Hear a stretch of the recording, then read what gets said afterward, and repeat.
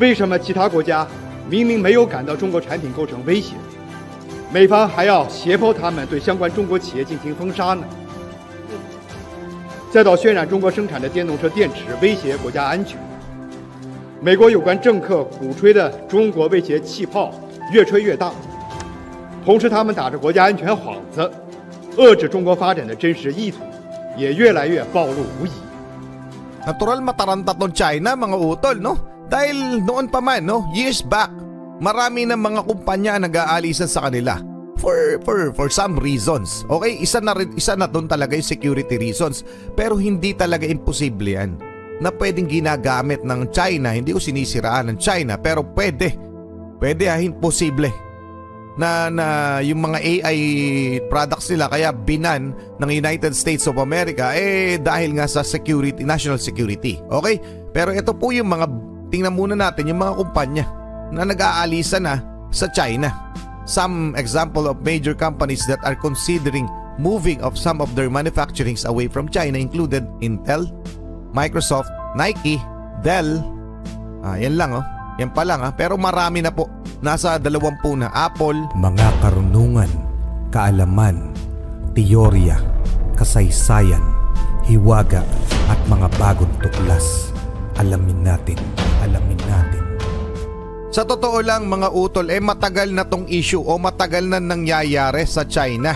Kaya nga sa mga news outlet kaliwat kanan ng mga lumalabas na article tungkol dito kung saan may mga bansa talaga na binaban ang mga produkto, ilan sa mga produkto na galing sa China. Siyempre yung mga dahilan nun, yun ang ating pag-uusapan mga utol. Ito'y mula kay Melv's Castle. Pakisubscribe yan mga utol, pakisubscribe Pakilike na rin yung video kasi importante yan. Nagpanic ang China dito. Total ban na Chinese product. Boycott lahat na rekomenda sa buong mundo. O ba? Matindi ito mga utol kung sakali, no? Mamaya, tuloy na natin. Kakapasok lang na balita. Grabe na kasi ang impluwensya ng US sa buong mundo. Tapos malaking karma na ang bumabalik sa China. Karma is real, ika nga. Matapos kasing sunod-sunod na buwagin ni Pangulong Marcos ang trilyong-trilyong investment deal nito sa China, isa-isa namang binaban ng US ang mga produktong gawa sa China. Pabagsak na nga ng pabagsak ng ekonomiya ng China. Mga utol, no? Hinto lang natin saglit. Ang may masakit kasi dito kapag yung sinanksyon ng maraming nasyon o maraming mga bansa na total i-boycott lahat ng produkto na galing sa China, talaga rin namang malaking magiging epekto nito sa ekonomiya. Okay? Hindi lamang sa China, pati sa mundo. Hindi ako magaling sa usapin ng ekonomiya, pandaigdigang ekonomiya, ngunit siyempre, come to think of it, no? Maraming mga produkto na nagmumula o ginagawa sa China. So kung malaki rin talaga epekto nito sa trade, no? Sa world trade. Anyway, at isa pang bagay, kapag sinanction, kung sakali lang, ito yung scenario, worst case scenario ng United Nations na which is feeling ko hindi naman mangyayari, na i-total ban ng mga Chinese product bilang sanction sa mga ginagawa nilang kalokohan ng kanilang gobyerno, hindi lang naman yung gobyerno ng China magsasuffer, yung mga milyong-milyong taong nakatira o baka bilyon na nga ang nakatira dyan sa China, diba? Kawawa rin naman sila. Wala naman silang kinalaman sa mga ginagawa ng kanilang gobyerno. Kawawa yung mga citizen, yung mga Chinese people. Diba? Isa rin yun sa dapat ikonsidera na mga bilang tao, diba? Bilang human, hindi mo pwedeng ganunin. Walang tanggalan ng kabuhayan, wala naman mga kinalaman yung mga inosente. Okay? So yun lang gusto ko rang iparating sa inyo. Okay mga utol? Pero kaya parang mahirap o impossible, near impossible, hindi imposible, near impossible na i-total ban yung mga Chinese product. Okay mga utol, tuloy muna natin ha. Mamaya titingnan natin yung mga report tungkol dito. Bigating kumpanya doon nagsasarado na. Mga totoo. Chinese national kabila na ang protesta. Ito na ngayon ang napakaling problema ng Chinese government. Wala nang nagtitiwala sa produktong gawa sa kanila.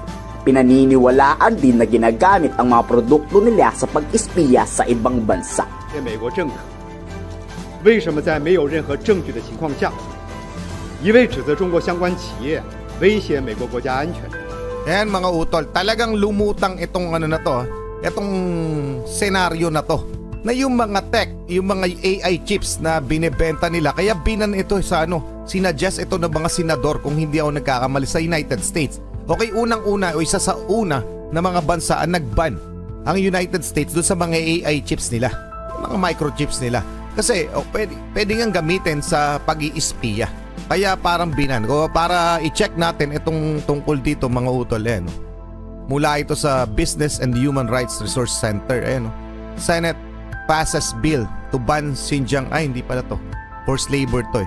Yung tungkol sa tech. Ito mga utol mula sa Reason, banning Chinese products in the name of national security could have disastrous consequences. Siyempre may consequence talaga yan, no? So talagang hinihinala United States na pwedeng gamit. Totoo naman pwede nilang gamitin na pang espiya, pwede nilang kabitan ng kung ano man. Siyempre hindi ako techie kumbaga, pero yun umikot sa buong mundo dahil nga hindi naman imposible na mangyari kasi teknolohiya yung binibenta nila. So ito the national security is an elusive concept. Politicians have long understood the potency of waving national security flag to push policies, even if unrelated to national security. Since the cost of government meddling in the economy is often large, even when used to achieve legit security goals, the burden of proof should put squarely on the shoulders of those advocating for blanket or targeted bans. Okay, so parang pinalalabas nila, pinalabas talaga ng parang pinalalabas ng US na yun nga, pwedeng gamitin o posibleng gamitin sa pang-iispiya ng China sa United States. Siyempre hindi natin masisisi. Okay, hindi natin masisisi itong United States kasi may conflict sila ng China. At hindi rin natin masisisi ang China na sabihin na pinaghihinalaan lamang nila yan Okay, ipagtanggol nila yung kanilang mga produkto. This is especially true when bans are based on national security concerns and talk about the context of decoupling our economy from China's national security is important, of course, but abusing this argument to blindly close off America to Chinese imports may isolate us in ways that could weaken our security. This is true even if one agrees that China engaged in forced technology transfer, forced labor, and other terrible behaviors. Okay mga utol, so legit yan na talagang hinalaan ng United States, kaya nanawagan itong si Wang Wenbin na pinaghinalaan yung mga produkto nilang AI chips na ginagamit para sa makapag-spiya. Okay, tuloy muna natin. Bansa. 美国政客为什么在没有任何证据的情况下， Chinese companies 一味指责中国相 US 关企 national 业 security. 威胁美国国家安全？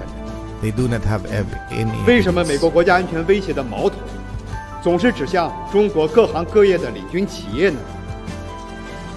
为什么其他国家明明没有感到中国产品构成威胁，美方还要胁迫他们对相关中国企业进行封杀呢？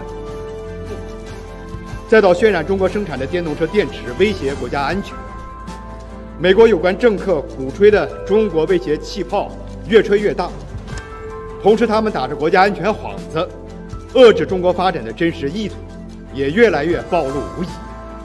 Natural mataranta tong China mga utol, no? Dahil noon pa man, years back, marami ng mga kumpanya nag-aalisan sa kanila for some reasons. Okay, isa na doon talaga yung security reasons, pero hindi talaga imposible yan na pwedeng ginagamit ng China. Hindi ko sinisiraan ng China, pero pwede imposible na yung mga AI products nila kaya binan ng United States of America dahil nga sa security, national security. Okay? Pero ito po yung mga, tingnan muna natin yung mga kumpanya na nag-aalisan na sa China. Some example of major companies that are considering moving of some of their manufacturings away from China included Intel, Microsoft, Nike, Dell. Yan lang Yan pa lang pero marami na po. Nasa 20 na. Apple. Okay?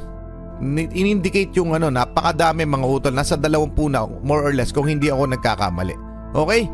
Para lang mapakita natin na totoo. Mula ito sa Forbes Forbes magazine. Okay? Tuloy muna natin to.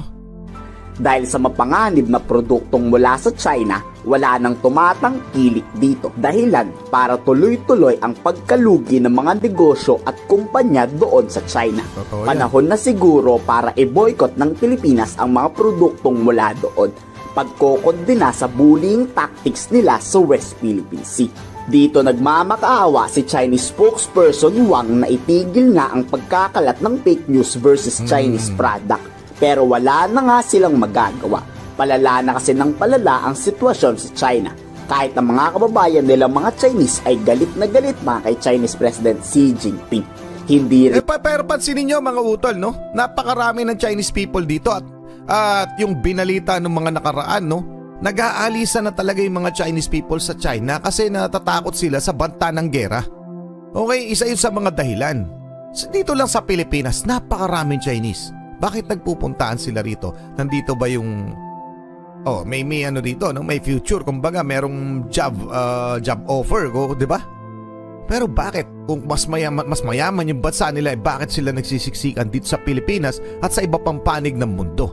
Kasi yung lugar nila may threatened.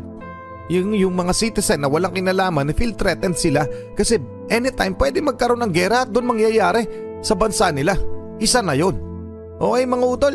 So tingnan natin yung mga bansa na nagbo-boycott o dapat na mag-boycott, no? Wikipedia na to mga utol. Boycotts of Chinese product. So dito yung mga dahilan. So boycott by country. Okay, mga nag-boycott Australia, India, Philippines, the Philippines, United Kingdom, Italy, United States, Vietnam, Tibetan government. Ay, may ano kasi sa Tibetan, no? So yan mga utol, yung mga bansa na nagsisimula mag-boycott ng mga panaka ng kanilang produkto. At ito pa napabalita kasi may mga company na binoycott ang United States na mula sa China dahil naman sa forced labor. Okay mga utol? Eto na yun. 3 more Chinese companies added to US import ban over Uyghur forced labor concern.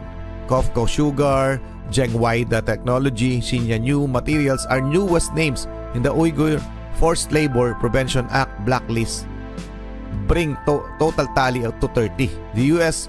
Department of Homeland Security accuses each company of recruiting, transferring, exploiting persecuted minorities. So, nagpo-forced labor sila na hindi parang ganun. Alam nyo na yung forced labor. Okay, tuloy na muna natin. So, yung pagbo-boycott ng Chinese product, in some ways may katotohanan, pero yung total, no? Yung total na i-boycott yung buong produkto o lahat na manggagaling sa China, near impossible kung ako ang tatanungin. Pero ito po ay komento lamang ng isang ordinaryong mamamayan kagaya ninyo. Tuloy na muna natin. Ano masasabi nyo yan? Pa-comment na lang mga utol. Tuloy na natin ito. Mabilang ang mga protestang nangyayari laban sa kanilang gobyerno. 对这些美国政客来说，中国什么先进，什么就是威胁，就要采取一切措施进行打压。只有中国出口的衬衫袜才不对美国构成威胁。美国政客的所作所为，完全是赤裸裸的霸凌、霸道行径。美国政客嘴上讲遵守规则，实际上做的却是无视规则、破坏规则的事。He's talking about rules, fair competition, but all they do is break the rules, no? They're talking about rules. Okay? Na tinuturo nila, may ginagawa nga na mali sa kanila ang United States. Aminin natin o hindi. Pero ganun din naman sila sa mga bansang kaya nila, 'di ba? So pinapakain lang sa kanila yung taste your own medicine kumbaga. Ginagawa nila yan sa atin. Okay? And he's talking about rules. Fair competition.